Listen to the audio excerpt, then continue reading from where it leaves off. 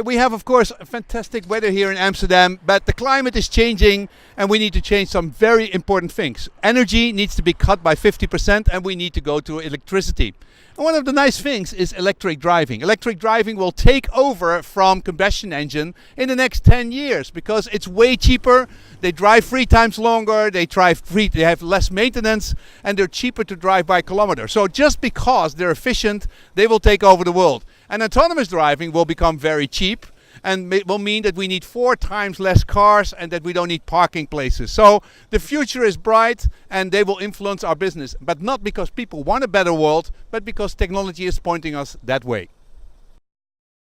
Megatrends will have huge implications like the energy transition and biodiversity crisis and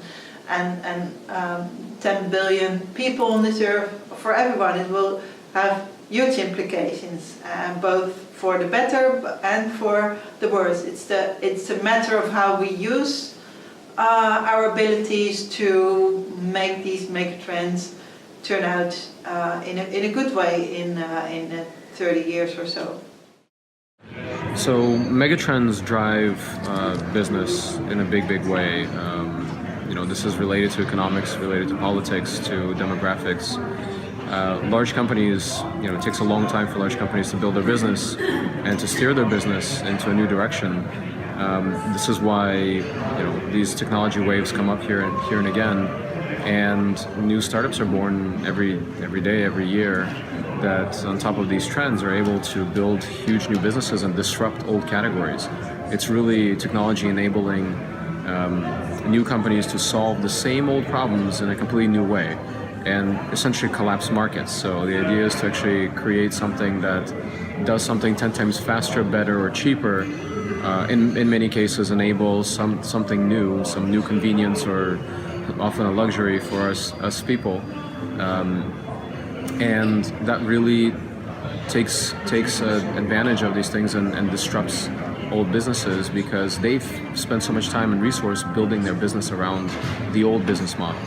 Right? And these new technologies enable somebody to come in and take away that business from them because they kind of flank them. They will never beat them at their own business, but they're able to create this new category or a completely new way of solving the same old problem. And really, the megatrends drive all of this. It drives where the world is going. We certainly have setbacks like we had one just recently as far as progress of technology in the world, and it's really a fine balance between where technology is driving. It's usually the leading indicator, but society certainly has to keep up, and we have a lot of implications of kind of this next industrial revolution that's being driven by technology as a major trend. The megatrends I described will have an enormous impact on the way we transport ourselves and transport goods in society, but it needs to be put in the same context, and that's why it's important for my organization to work with all the stakeholders involved to make this happen.